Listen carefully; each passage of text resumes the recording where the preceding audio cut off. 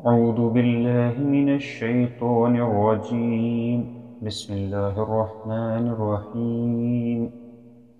رب اشرح لي صدري ويسر لي أمري واحلل عقدة من لساني يفقهوا قولي أما بعد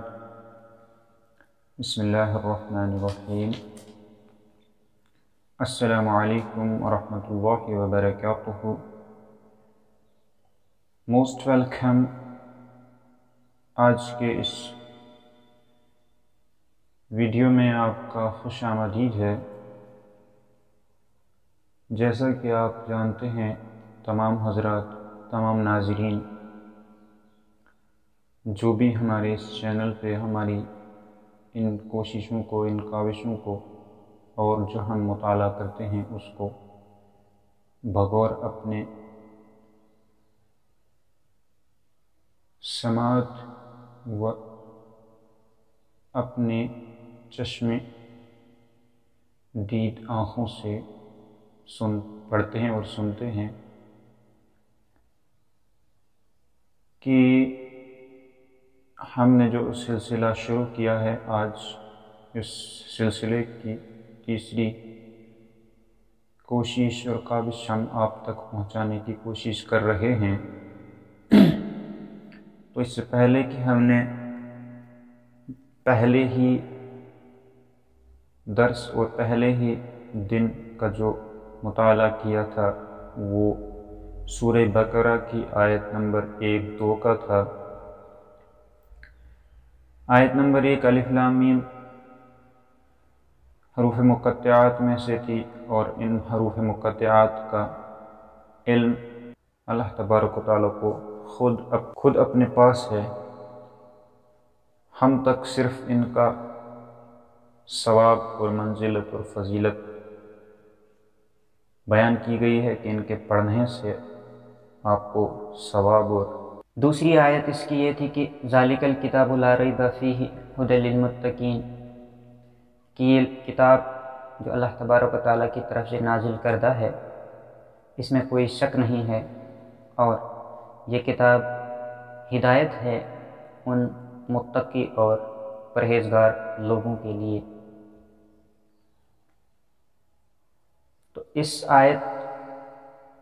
کی ربوبیت اور اللہ تبارک و تعالیٰ کے کلام ہونے میں کوئی شک نہیں، اور دنیا کی کوئی ایسی کتاب نہیں کہ جس کے اندر اس جیسی آیت یا اس کے متشابہات کوئی جملہ درج کیا گیا ہو. یہ اس کی سب سے بڑی دلیل ہے اور سب سے بڑا سچ ہے. اس کے بعد ہم نے جس چیز کا مطالعہ آگے کیا تھا وہ یہ تھا کہ اس کی دوسری، تیسری اور چوتھی اور پانچویں آیت سے ہمیں یہ استفادہ ہوا تھا کہ، اور ان میں یہ بیان آیا تھا کہ ہمیں اس کتاب کے اللہ تبارک و تعالیٰ کی طرف سے نازل کردہ ہونے میں کوئی شک نہیں تھا، اور نہ ہی اس میں کوئی شبہات تھا، اور یہ پرہیزگاروں اور متقی لوگوں کے لیے راہ ہدایت تھی. یہ ایک الگ سا موضوع تھا. پھر آگے کچھ یوں بیان کیا گیا تیسری، چوتھی اور پانچویں آیت میں کہ جو لوگ ان چیزوں پہ ایمان رکھتے ہیں، کہ جو غائب پر ایمان رکھتے ہوں اور نماز قائم کرتے ہوں اور اس چیز میں سے خرچ کرتے ہوں جو اللہ تبارک و تعالیٰ کی طرف سے انہیں عطا کیا گیا ہو، چاہے وہ مال ہو، چاہے وہ دولت ہو، چاہے وہ جان ہو، چاہے وہ کسی بھی قسم کا کوئی بھی فائدہ جو اللہ تبارک و تعالیٰ کی طرف سے انہیں دیا گیا ہے اس میں سے وہ خرچ کرتے ہیں، چاہے وہ رزق ہو. اور پھر چوتھی آیت میں یہ بیان کیا گیا تھا کہ جو ایمان رکھتے ہوں اللہ تبارک و تعالیٰ پر، کہ اس کی طرف سے جو اتارا گیا ہے، جو علم ہو یا دنیا کے اندر جو بھی کچھ اللہ تبارک و تعالیٰ کی طرف سے نازل کیا گیا ہے یا اتارا گیا ہے، اس پر ایمان رکھتے ہوں اور اس دنیا کا ایک آخری دن ہوگا، اس دن پر ایمان رکھتے ہوں، وہی لوگ اپنے رب کی طرف سے ہدایت پر اور وہی لوگ اپنے رب کی بھیجی ہوئی ہدایت کے بعد فلاح اور نجات یعنی کامیابی کے راستے پر ہوں۔ یہ چیزیں بیان کی گئی تھیں۔ اب ان چیزوں کے بعد ایک دوسرا بیان سامنے آیا ہے، ایک دوسری قسم کی بات سامنے لائی گئی ہے کہ یہ ہوا کہ اللہ تبارک و تعالیٰ کے کتاب کی سچی ہونے میں کوئی شک نہیں، اس پہ غیب علم رکھنا کہ وہ غائب ہے اور غائب چیزوں پہ علم رکھنا، اور نماز وغیرہ قائم کرنا اور وہی چیزیں خرچ کرنا یا وہی اسی چیز میں سے خرچ کرنا، اسی رزق میں سے خرچ کرنا، اسی مال میں سے خرچ کرنا جو اللہ تبارک و تعالیٰ کی طرف سے نازل کیا گیا یا دیا گیا ہے، عطا کیا گیا ہے،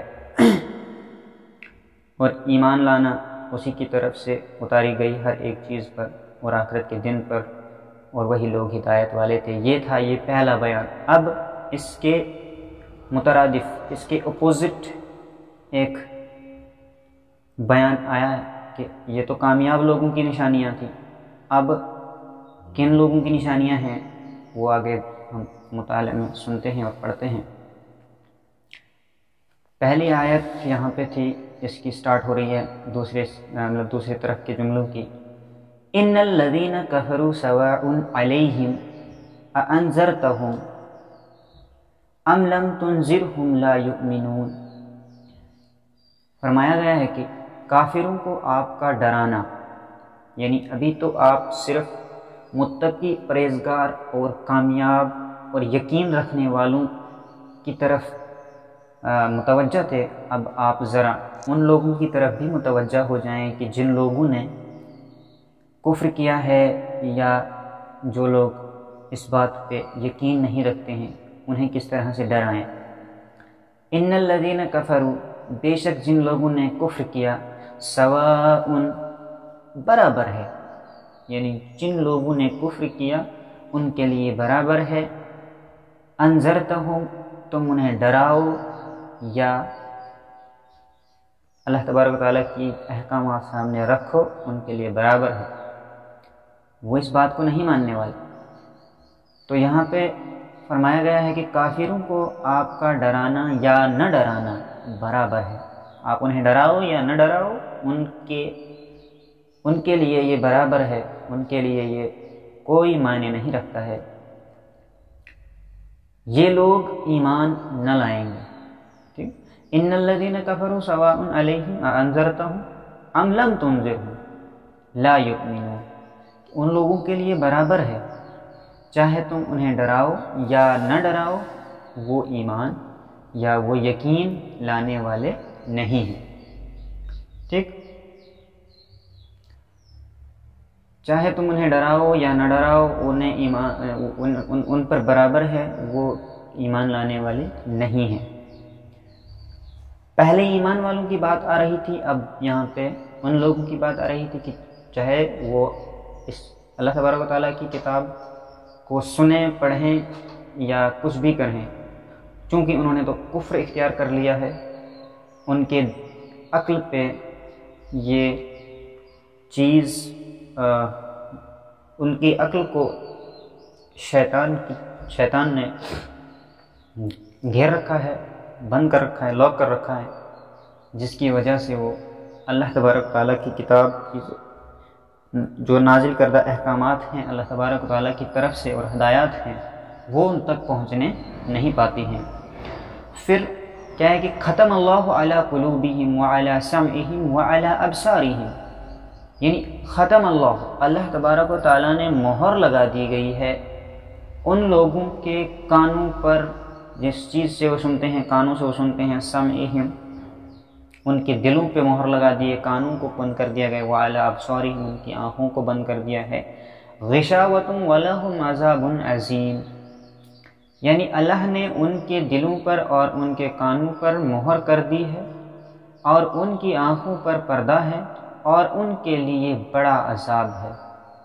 وَلَهُمْ عَذَابٌ عَظِيمٌ۔ تو یہ پہلا رکوع یہاں پہ کمپلیٹ ہوتا ہے کہ الف لام میم ذالک الکتاب لا ریب فیہ، یہ وہ کتاب ہے جس میں کوئی شک نہیں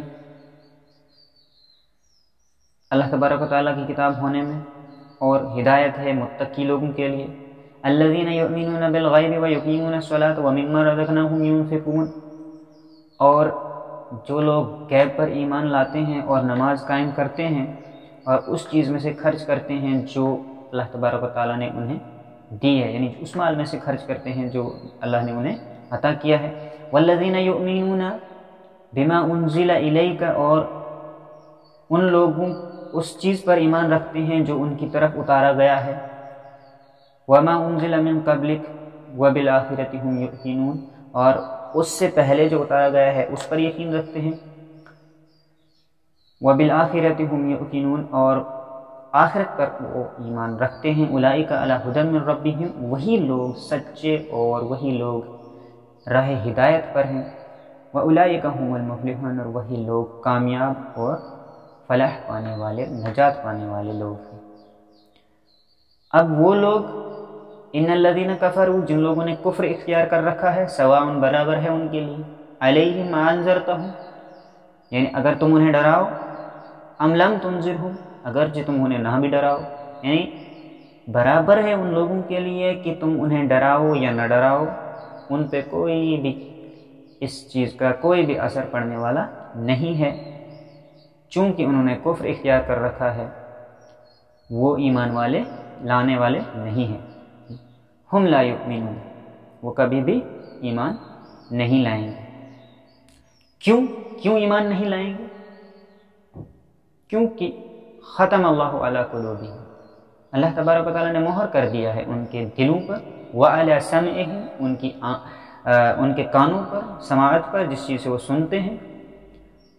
قلب پر مہر کرنے کا مطلب یہ ہوا کہ دل اگر کسی چیز کو ایکسیپٹ کرتا ہے، یعنی دل اگر کسی چیز کو محسوس کرتا ہے، اس کی فیلنگ کو محسوس کرتا ہے، تو ہی وہ چیز انسان کے اندر سماتی ہے۔ تو اس ایکسیپٹیشن کو، اس احساس کو، اس فیلنگ کو اللہ تبارک و تعالیٰ نے ان کے دلوں کے اندر مسک کر دیا ہے، دبا دیا ہے، اس پہ مہر کر دی ہے۔ وعلی سمعہم، اور ان کے کانوں پر، چونکہ وہ سنتے تو ہیں بٹ وہ اس چیز کو نہیں سنتے ہیں جس چیز کو سننے سے انہیں فائدہ ہوتا ہے۔ وعلی ابصارہم، اور ان کے جو آنکھ ہے، جس چیز سے وہ دیکھتے ہیں، اس پر بھی مہر کر دی ہے۔ غشاوۃ ابصارہم غشاوۃ، پردے ڈال دیے گئے ہیں۔ ولہم عذاب عظیم، اور ان لوگوں کے لیے عذاب عظیم ہے، بہت بڑا عذاب، بہت بڑا عذاب ہے ان لوگوں کے لیے۔ یہاں تک پہلا رکوع ہمارا کمپلیٹ ہوتا ہے۔ اب ہم ان دو آیت کا جائزہ تھوڑا سا نیچے لینے کی کوشش کریں گے۔ دو ہی پوائنٹ ہیں آج کے، آج پچھلا بھی ریویژن ہو گئی تھوڑی سی، اور اگلے بھی 2 پوائنٹس ہم اب دیکھتے ہیں کہ ان میں کس طرح کے احکام اور کس طرح کی نصیحتیں کی گئی ہیں۔ نمبر 1 تھا ایمان نہ لائیں گے وہ لوگ جو کفر پر ڈٹے ہوئے ہیں، چاہے تم انہیں ڈراؤ یا نہ ڈراؤ۔ نبی اکرم صلی اللہ علیہ وسلم کی شدید خواہش تھی کہ سب مسلمان ہو جائیں، اور اسی حساب سے آپ کوشش فرماتے، لیکن اللہ تعالیٰ نے فرمایا کہ ایمان ان کے نصیب ہی میں نہیں ہے۔ یعنی اللہ تبارک و تعالیٰ نے جب قرآن کریم نازل کیا محمد صلی اللہ علیہ وسلم پر، اور محمد صلی اللہ علیہ وسلم نے کوشش کی، مطلب بہت زیادہ کوشش کی اس سمے، کہ چونکہ حکم بھی تھا کہ تمام مسلمان ہو جائیں، تمام لوگ قرآن کو سمجھنے، پڑھنے اور اس پہ ایمان لانے والے ہو جائیں۔ پیچھے لا ریب فیہ کہا گیا تھا کہ کوئی شک نہیں ہے، آپ کو اس چیز کو ایکسیپٹ کرنا پڑے گا تمام انسانوں کو، روئے انسانیت کے لیے۔ جب ہم کہتے ہیں کہ قرآن نازل ہوا ہے تو پھر بنتا ہے کہ تمام انسان جو بھی اس قرآن کے نازل کرنے سے پہلے لوگ اس دنیا میں تھے، ان تمام لوگوں کے لیے یہ حجت پیدا ہو جاتی ہے کہ یہ قرآن جو نازل کیا گیا ہے ان تمام لوگوں کے لیے نازل کیا گیا ہے جو اس سے پہلے دوسرے ادیان یا دوسری جو کتابیں نازل کی گئی تھی ان کو مانتے تھے۔ چونکہ یہ کوئی قرآن فائنل ایک ڈیسیجن تھا کہ اب اس کے بعد صرف اور صرف ایک ہی دین رہے گا، وہ ہے دین اسلام، جو پیدائشی دین اسلام ہر ایک انسان کے لیے تھا۔ اب اس کی سچی اور کامل مکمل کرنے کا یہ وقت تھا، تو اس لیے محمد صلی اللہ علیہ وسلم بھی کوشش کرتے تھے کہ میں تمام لوگوں تک اس چیز کو پہنچاؤں اور تمام لوگوں کو اس بات پر، اس سچائی پر آمادہ کروں کہ یہی وہ فائنل دین اور فائنل کتاب ڈیسیجن آپ کے لیے ہے جو اللہ تبارک و تعالیٰ کی طرف سے نازل کیا گیا ہے، اس میں کوئی شک نہیں ہے۔ اسی لیے محمد صلی اللہ علیہ وسلم کوشش کرتے تھے دن رات۔ پھر یہ وہ چند مخصوص لوگ ہیں جن کے دلوں پر مہر لگ چکی تھی، چونکہ کچھ لوگ تو پیچھے ایمان لانے والے تھے، وہ ایکسیپٹ کرنے والے تھے، اس کے بعد کچھ ہی چند لوگ ایسے تھے جن کے دلوں پر مہر لگ گئی تھی۔ آج بھی کچھ ہی لوگ ایسے ہیں، کچھ لوگ جو ایمان میں داخل ہوئے ہیں، وہ اپنے آپ کو چاہے مسلمان کہتے ہوں یا وہ غیر مسلم ہوں یا وہ کسی بھی دھرم سے وابستہ ہوں، اگرچہ وہ اس بات پہ اتفاق رکھتے ہیں کہ اللہ تبارک و تعالیٰ کی طرف سے نازل کی ہوئی کتاب جو ہے قرآن مجید وہ سچی اور کامل کتاب ہے، ہمیں اس پہ یقین ہے اور اس کے ہر احکام پر یقین ہے، چاہے وہ پھر مسلمان طبقے سے وابستہ ہوں یا وہ کسی غیر مسلم طبقے سے وابستہ ہوں، وہ اس چیز پہ عمل درآمد اور عمل کر رہے ہوں تو وہ انہیں ثواب اور انہیں جو بھی فضیلت ہے وہ ملتی رہے گی۔ لیکن جو اس چیز کو نہیں ایکسیپٹ کرتے ہیں ان کے دلوں پر یہ مہریں لگی ہیں، جیسے ابو جہل اور ابو لہب وغیرہ نے اس وقت بھی ایکسیپٹ نہیں کیا تھا، اسی طرح آج بھی کچھ لوگ ہیں کہ جو ایکسیپٹ نہیں کرتے ہیں اس بات کو کہ اللہ تبارک و تعالیٰ کی طرف سے نازل کردہ ہے اور اس میں کوئی شک رکھتے ہیں۔ ورنہ آپ کی دعوت و تبلیغ سے بے شمار لوگ مسلمان ہوئے، حتیٰ کہ پورا جزیرہ عرب اسلام کے سائے عاطفت میں آ گیا۔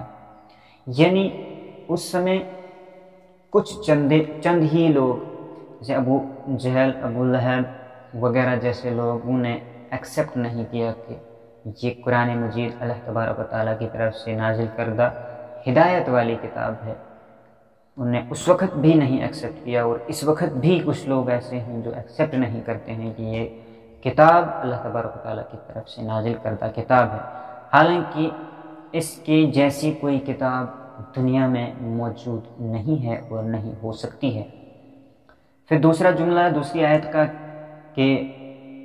اللہ تعالیٰ نے ان کے دلوں پہ مہر لگا دی ہے، ان کے کانوں پہ، ان کی آنکھوں پہ پردہ پڑا ہوا ہے، تو اس چیز ان لوگوں کے لیے بہت بڑا عذاب ہے۔ اس کی دلیل اور حقیقت کیا ہے؟ یہ ان کے عدم ایمان کی وجہ بیان کی گئی ہے، یعنی انہیں ایمان ہی نہیں ہے اس بات پہ، اسی لیے وہ اس فیض سے دور ہیں۔ چونکہ کفر و معصیت کے مسلسل ارتکاب کی وجہ سے ان کے دلوں سے قبول حق کی استعداد ختم ہو چکی ہے، یعنی جو وہ کہتے ہیں کہ کفر پہ ڈٹے رہے ہیں، اور ان کی جو وہ محسوس کرتے یا جو ان کی کیا کہتے ہیں سوچنے کی صلاحیت ہے وہ ختم ہو چکی ہے۔ کس وجہ سے؟ کیونکہ وہ کفر ہی پر مسلسل ارتکاب کیے ہوئے ہیں۔ ان کے کان حق بات سننے کے لیے آمادہ نہیں۔ آج بھی آپ دیکھ لیجئے کسی شخص کو جب آپ کوئی سچی بات یا صحیح اور مکمل بات کہنے کی کوشش کر رہے ہوتے ہیں تو وہ سننے کے لیے تیار نہیں ہوتا ہے۔ کیوں نہیں ہوتا ہے؟ کیونکہ اس کے کانوں پہ، اس کے دل پہ، اس کی آنکھ پہ اللہ تبارک و تعالیٰ نے مہر کر دی ہوتی ہے، اسے اس چیز سے غافل رکھ دیا ہوتا ہے، کیونکہ وہ کفر پہ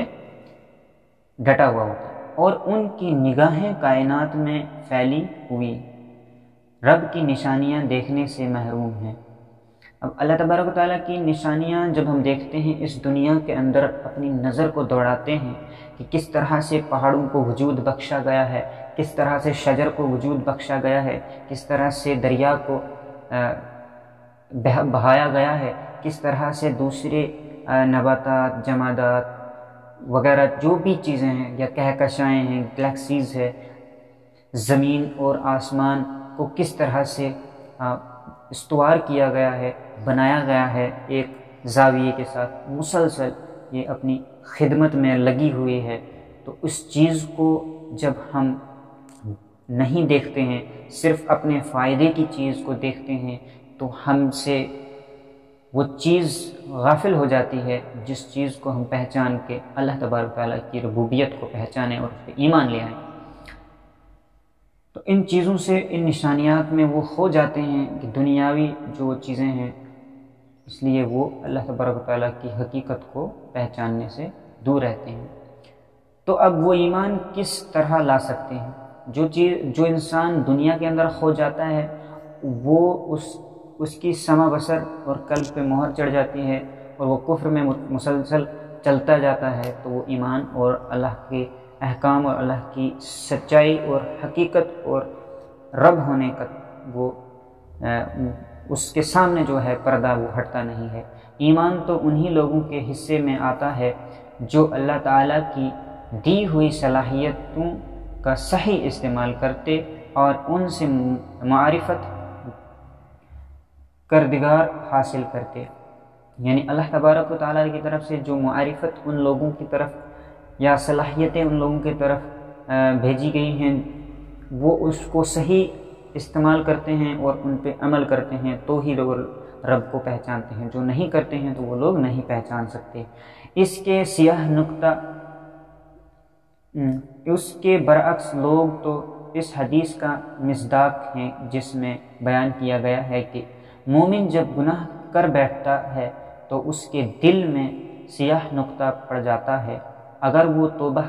کر کے گناہ سے باز آ جاتا ہے تو اس کا دل پہلے کی طرح صاف شفاف ہو جاتا ہے۔ ایک ہوا کہ آپ نے اللہ تبارک و تعالیٰ پہ ایمان رکھا ہے، اللہ تبارک و تعالیٰ کی ربوبیت پہ ایمان رکھا ہے، اس کے احکامات پہ ایمان رکھا ہے، آخرت پہ ایمان رکھا ہے، نماز بھی پڑھ رہے ہوتے ہیں، اور جو آپ پہ نازل ہوئی ہے چیزیں اس پہ ایمان رکھا ہوتا ہے، اور جو آپ سے پہلے والے لوگوں پہ چیزیں نازل ہوئی ہیں ان پہ ایمان رکھا ہوتا ہے، اور پھر جو کافر لوگ ہیں انہیں ڈرانے نہ ڈرانے سے جو ایمان نہیں لے آئیں گے وغیرہ وغیرہ، ان ساری چیزوں پہ آپ نے ایمان رکھا ہوتا ہے۔ پھر اگر آپ سے کوئی گناہ ہو جاتا ہے اور آپ گناہ کرنے کے بعد توبہ کر لیتے ہیں، اللہ کی طرف لوٹ آتے ہیں، تو آپ کا گناہ اور آپ کا دل شفاف کر دیا جاتا ہے۔ وہ سیاہ نقطہ جو آپ کے دل پہ پڑ جاتا ہے آپ کے گناہ کی وجہ سے، تو وہ دھل جاتا ہے آپ کے ایک توبہ کرنے سے۔ لیکن اگرچہ کوئی کفر پہ ان ساری چیزوں کو پس پردہ رکھتا ہے، ان چیزوں پہ غور و فکر نہیں کرتا، سوچتا نہیں، اللہ پہ ایمان نہیں رکھتا ہے، تو اس کا دل کبھی صاف اور شفاف نہیں ہوتا ہے۔ اس کے دل پہ جو کفر کا سیاہ نقطہ پڑ جاتا ہے وہ پڑا ہی رہتا ہے اور وہ کبھی بھی نہیں ہٹتا ہے۔ اور اگر وہ توبہ کی بجائے گناہ پر گناہ کرتا جاتا ہے تو وہ سیاہ نقطہ پھیل کر اس کے پورے دل پر چھا جاتا ہے۔ یعنی جو میں نے اوپر کہا کہ اگر کوئی مومن شخص گناہ کرتا ہے تو اس کے دل پہ سیاہ نقطہ پڑ جاتا ہے، وہ دھل جاتا ہے اس کی توبہ سے۔ اگرچہ وہ توبہ نہیں کرتا ہے، اسے اور مزید گناہوں میں دھستا چلے جاتا ہے، گناہوں کے دلدل میں پھنستا چلے جاتا ہے، تو وہ سیاہ نقطہ پھیلتے پھیلتے اس کے پورے دل میں پھیل جاتا ہے، جس کی وجہ سے اس کا دل سیاہ ہو جاتا ہے، اور اس سیاہ پردے کو پھر ہٹانے کے لیے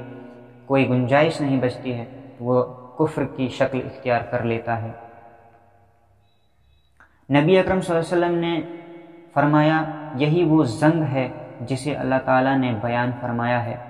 اب وہ جو کفر کا ایک نقطہ اس کے دل پہ پڑا تھا وہ پورا پھیلتے پھیلتے سیاہ پردہ بن گیا۔ اس سیاہ پردہ بننے کے بعد اللہ تبارک و تعالیٰ کے نبی فرماتے ہیں کہ کلا بل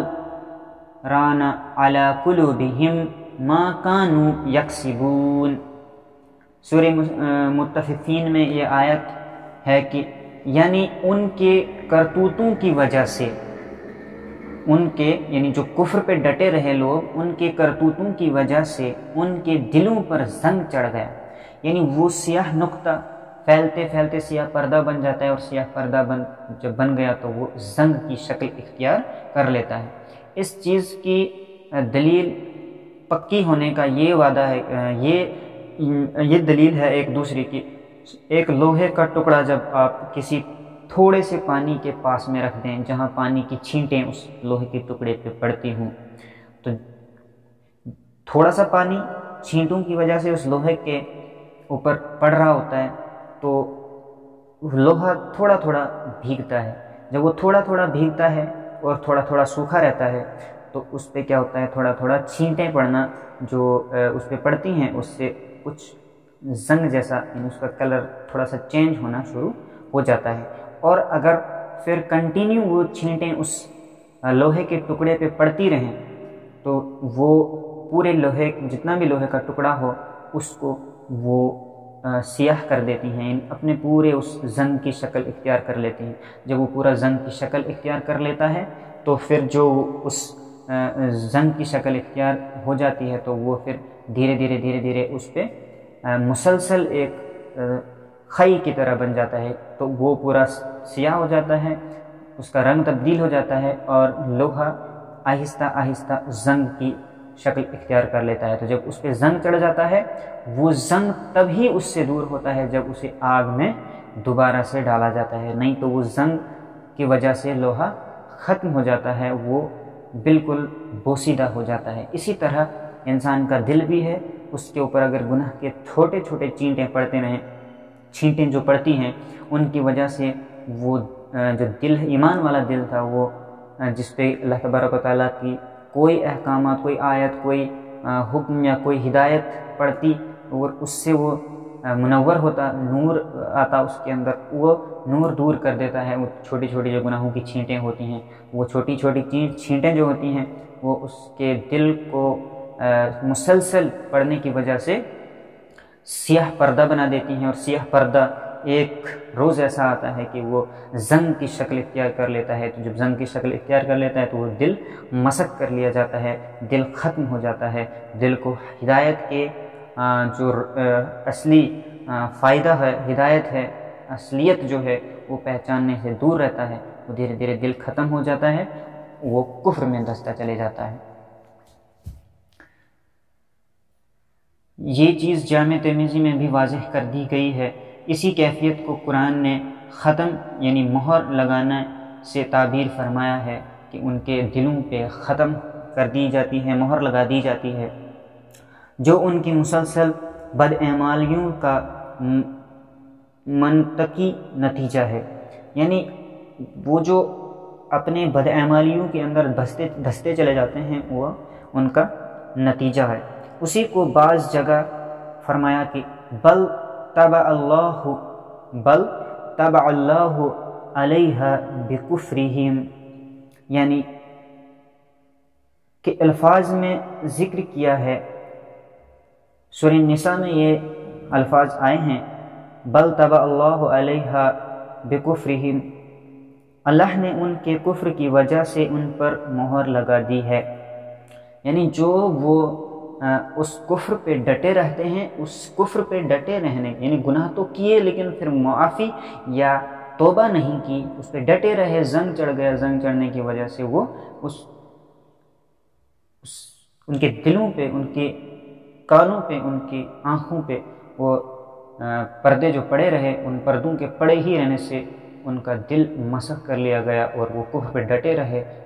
پھر ان کے دلوں پہ، کانوں پہ اور کیا کہتے ہیں آنکھوں پہ مہر کر دی گئی۔ اب وہ اس چیز کو کبھی بھی نہیں سوچ سکتے ہیں۔ ہاں، اگر تھوڑا سا بچا ہوا ہے، صاف ہے، تو اس سے وہ واپس آ سکتے ہیں اور دوبارہ سے اللہ تبارک و تعالیٰ کی نازل کردہ احکامات کو غور و فکر کرنا شروع کرتے ہیں، تو وہ اس بات کا فائدہ اٹھا سکتے ہیں، اور فائدہ اٹھانے کے بعد وہ پھر سے اپنے دلوں کو صاف کر سکتے ہیں اور اللہ تبارک و تعالیٰ کی ربوبیت میں شامل ہو سکتے ہیں، یعنی اللہ تبارک و تعالیٰ کو رب اور سچا رب ہونے میں یہ ایمان رکھیں گے تو وہ لوگ کامیاب اور کامران ہو سکتے ہیں، اور اگر نہیں کرتے ہیں تو وہ اسی ضلالت اور اسی کفر میں رہیں گے، اور وہ لوگ آخر جہنمی ہوں گے جو لوگ اللہ تبارک و تعالیٰ پر ایمان نہیں رکھتے ہیں۔ اللہ تبارک و تعالیٰ ہمیں کہنے سننے سے زیادہ عمل کرنے کی توفیق عطا فرمائے، اور اگر اس درس میں اور اگر اس مطالعے کے بیچ ہم سے کوئی کوتاہی، کوئی لغزش، کوئی خطا ہو گئی ہو تو ہمیں معاف کریں اور ہمیں رہنمائی کریں کہ ہم مطالعہ جو کریں تو کس انداز سے کریں، اور ہمیں مطالعہ کرنا ہمیں کتنا فائدہ مند ہے اور آپ کو کتنا فائدہ مند ہے۔